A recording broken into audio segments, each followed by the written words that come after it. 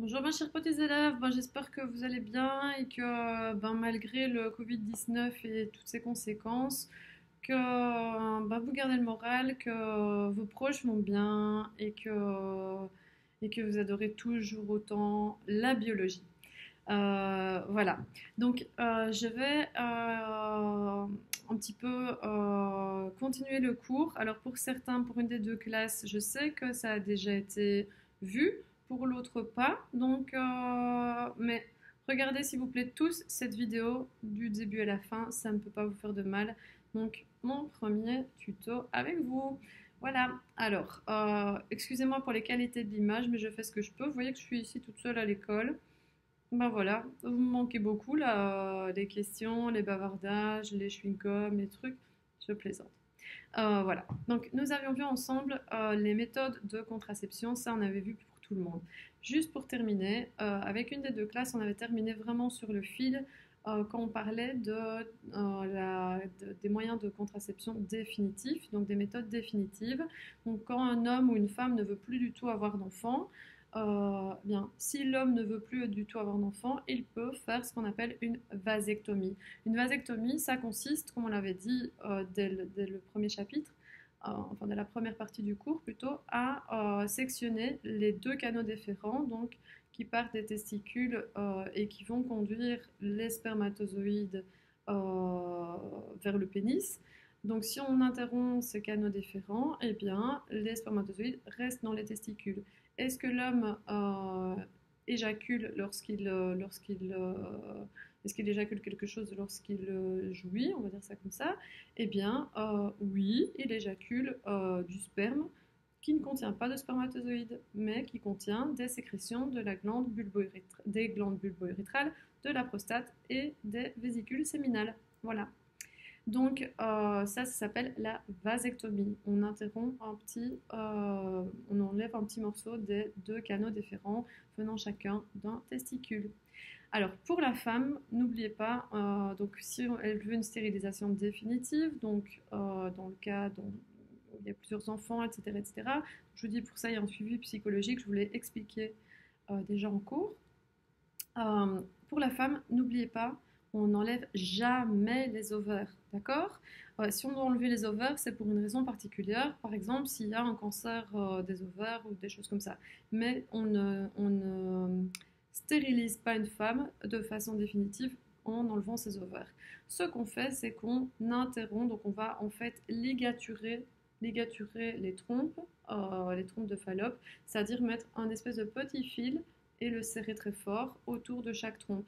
Donc, au niveau du système génital de la femme, vous vous rendez bien compte que l'ovule qui est produit au niveau des ovaires va être bloqué au niveau des trompes. Et donc, même s'il y a des spermatozoïdes qui rentrent dans le vagin et dans l'utérus, eh bien, ils ne pourront pas se rencontrer. Donc, il n'y aura pas de fécondation possible.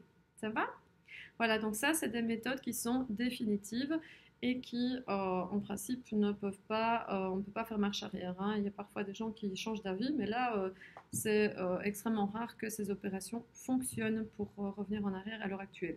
C'est pour ça qu'il y a des tests psychologiques, comme je vous l'avais dit en classe. Bref, alors je passe aux méthodes d'urgence. Parce que toutes les deux classes n'ont pas vu ces méthodes d'urgence. Alors, si on a eu un rapport sexuel non protégé, il y a un moyen pour éviter une grossesse non désirée, c'est la pilule du lendemain. Alors la pilule du lendemain, elle peut se prendre pas rien que le lendemain comme on le dit, mais durant 3 jours. D'accord? Alors son efficacité est plus grande, plus tôt vous la prenez, plus tôt elle va fonctionner. Je dis vous savez bien ce que je veux dire. Vous connaissez ma façon de parler. Donc plus tôt on la prend et plus elle va fonctionner. Donc après 3 jours, bof bof. Mais en théorie, c'est 3 jours. Donc cette pilule, qu'est-ce qu'elle va faire? En fait, elle contient des grosses doses d'œstrogène et de progestérone. Elle va complètement dérégler le cycle et faire en sorte que l'endomètre, je ne vais pas vous en dire plus, mais l'endomètre se détache. Donc euh, si jamais il y a une fécondation pendant la veille ou 2 jours avant, eh bien, l'embryon ne trouvera pas d'endomètre disponible pour se loger. D'accord? Donc il n'y aura pas d'implantation de l'embryon dans l'endomètre, puisqu'il n'y a pas d'endomètre.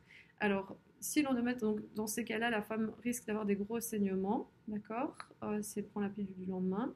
Mais si l'endomètre n'était pas encore développé, et bien dans ces cas-là, il n'y a pas spécialement de saignement, d'accord.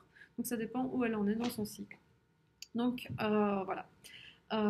Ça, c'est pour la pilule du lendemain. Alors attention, c'est pas une méthode contraceptive, hein, c'est une méthode d'urgence. Donc les gynécologues le disent, attention, c'est pas quelque chose qu'on prend une fois par mois ou 5 fois par an. Non, d'accord. Donc c'est des grosses doses d'hormones. Alors c'est pas pour ça que c'est pas parce qu'on prend une fois cette pilule qu'on devient stérile ou des choses comme ça, mais ce n'est pas bon de prendre des grosses doses d'hormones comme ça, puisque ça dérègle le cycle. Je suppose que vous comprenez pourquoi. Voilà. Alors, face à donc d'autres situations exceptionnelles, si on veut maintenant avorter. Donc l'avortement, c'est ce qu'on appelle l'IVG, l'interruption volontaire de grossesse. Alors, il y a deux méthodes. La première, c'est la méthode médicamenteuse, c'est-à-dire qu'on prend un médicament qui est en fait un antiprogestatif. Alors réfléchissez un petit peu avec moi. Ce médicament, d'abord, il peut être pris, attention, je fais une parenthèse, il peut être pris durant les 6 premières semaines de la grossesse, pas après. D'accord. Alors, c'est un antiprogestatif.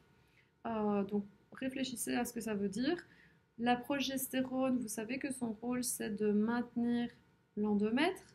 Donc, si on prend un antiprogestatif, on prend quelque chose qui lutte contre la progestérone, donc qui va vider l'endomètre. D'accord.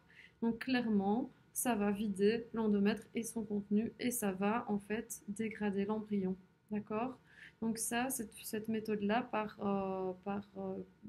pilule abortive, c'est ce qu'on appelle la pilule abortive. C'est une sorte d'avortement, donc c'est une interruption volontaire de grossesse. Eh bien, on tue l'embryon et on vide tout ce qu'il y a dans l'utérus. D'accord. N'oubliez pas, 6 semaines maximum. Ok. Alors, après ça, oui, j'ai oublié de préciser que la pilule du lendemain pouvait être prise en pharmacie sans ordonnance, etc. En revanche, la pilule abortive, elle est prescrite par un gynécologue. D'accord. Alors justement, c'est le gynécologue qui va décider si, au niveau de la grossesse, on est toujours dans la phase dans laquelle on peut prendre la pilule abortive ou pas. D'accord. Donc c'est lui qui juge du stade de la grossesse et je vous dis, normalement c'est 6 semaines maximum. Au-delà des 6 semaines, alors là, eh bien, il doit pratiquer un autre type d'avortement, c'est mécanique. C'est tout simple, tout simple. Je mets des guillemets à tout simple.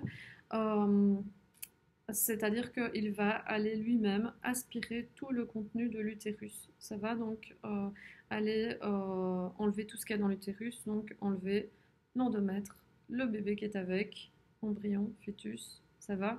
Donc voilà, donc on aspire tout et on enlève et la femme n'est plus enceinte. Voilà.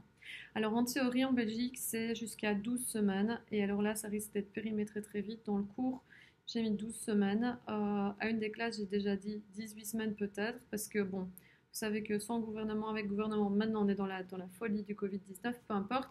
Mais quoi qu'il en soit, certains veulent qu'on passe à 18 semaines. 18 semaines, c'est 4 mois et demi de grossesse. D'accord. C'est peut-être long. Voilà. Mais voilà, sachez quand même qu'il y a un délai de réflexion qui était, donc avant c'était 12 semaines, une semaine de réflexion, donc on voit un psychologue ou un médecin et on dit je souhaite avorter pour telle ou telle raison. La personne vous laisse une semaine de délai de réflexion et vous donne d'autres pistes comme l'avortement, etc. Comme l'adoption, décidément, l'adoption ou autre. Et puis après une semaine, si vous confirmez votre choix, eh bien, le gynécologue va vous recevoir pour pratiquer une IVG, donc une interruption volontaire de grossesse, un avortement. Donc, en revanche, si... Je ne sais plus ce que je voulais dire. Oui, en revanche, avec cette nouvelle loi, voilà, le délai donc je vous dis, ce serait plus long, ce serait 18 semaines, et le délai de réflexion ne serait que de 48 heures. Donc ça, c'est peut-être, voilà, à chacun de juger si c'est suffisant ou pas. Voilà, euh, je vous souhaite une bonne journée.